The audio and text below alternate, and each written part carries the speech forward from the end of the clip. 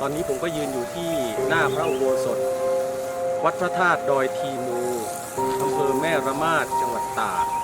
พระธาตุดอยทีมูนี้ก็ตั้งอยู่บนดอยทีมูนะครับก็เป็นหมู่บ้านอยู่ตรงนี้นะครับแล้วก็